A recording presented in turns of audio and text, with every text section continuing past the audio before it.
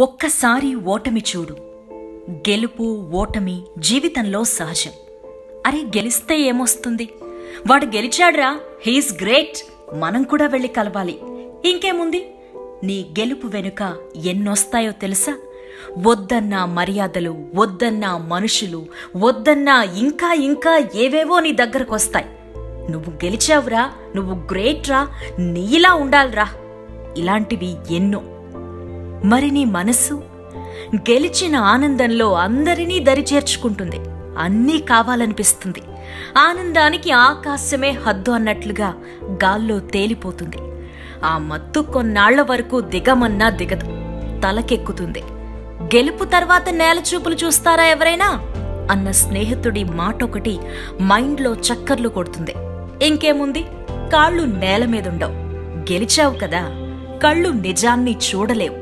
గెలిచావు కదా, అలా ప్రతిసారి గెలుస్తూ ఉంటావు.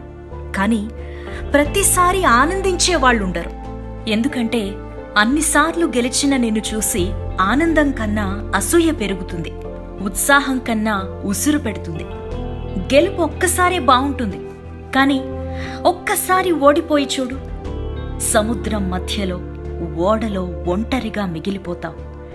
ఒక్క క్షణం ఒడ్డు కనిపించదు, ఒక్క క్షణం ఓదార్పు కనిపించదు.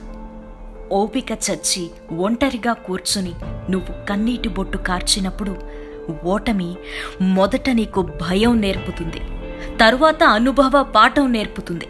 కూర్చున్న చోటనే నిన్ను ఉండనివ్వక ఉన్న ఫలంగా ఎలా పరుగు పెట్టాలో నేర్పుతుంది.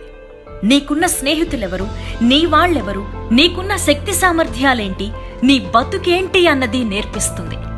అందుకే ఒక్కసారి, ఒకే ఒక్కసారి, ఒక్కసారంటే ఒక్కసారి ఓడిపోయి చూడు. ఓటమి అంచున నువ్వు నేర్చుకున్న పాఠం జీవితాంతం నిన్ను నిన్నుగా నిలబెడుతుంది, నిజమేంటో నిరూపిస్తుంది. అందుకే ఓడి చూడు సోదరా.